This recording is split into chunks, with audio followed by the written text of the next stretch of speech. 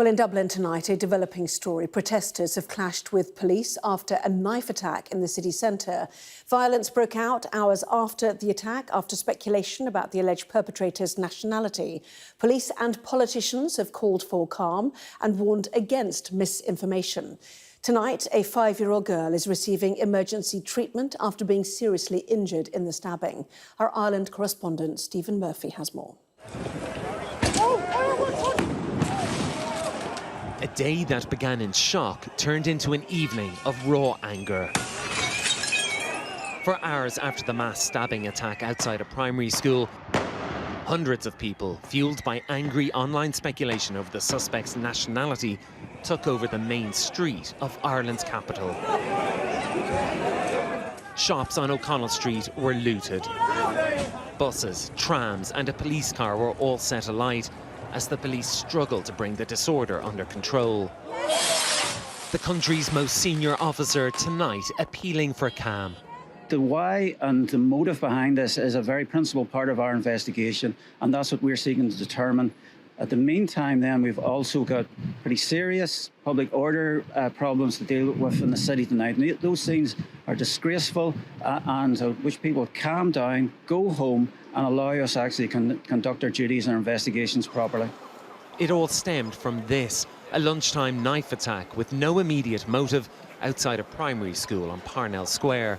Horrified eyewitnesses rushed to intervene.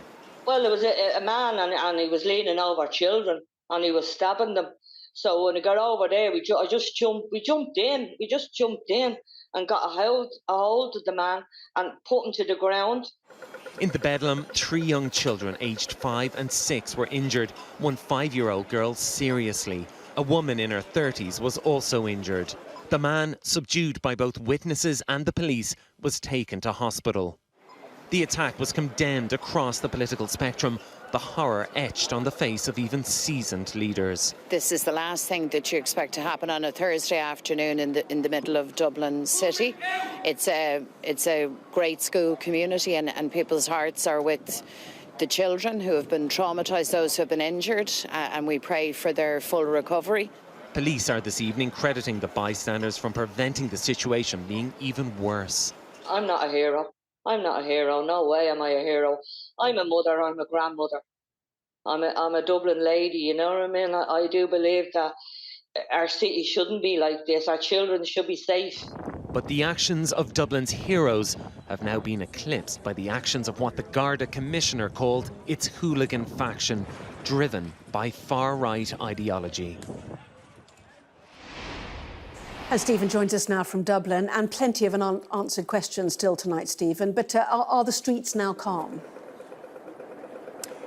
There's a greater sense of calm than there was certainly an hour or so ago, but there is still an incredibly heavy police presence on the streets of Dublin at the moment, and essentially large swathes of inner city Dublin are still on complete lockdown. You can hear helicopters above us, and there's still a very heavy Garda, or the Irish Police Service, presence, and that is O'Connell Street, which is effectively the Irish capital's main thoroughfare. And it was on O'Connell Street earlier that we saw scenes of violence, the likes of which I hadn't seen in Dublin city centre for many years, with double-decker buses being set on fire, trams being set on fire, police vehicles being set on fire. We saw rioters firing fireworks at public order unit police officers from very close range, and I have been told this evening that there are a number of injuries to Garda members, although they won't confirm just how many, and they cannot confirm at this stage how many arrests have been made, and that is because it is still very much a live policing operation. But certainly it feels a bit calmer here in Dublin city centre than it has done earlier this evening. Stephen, they're in Dublin. Thank you.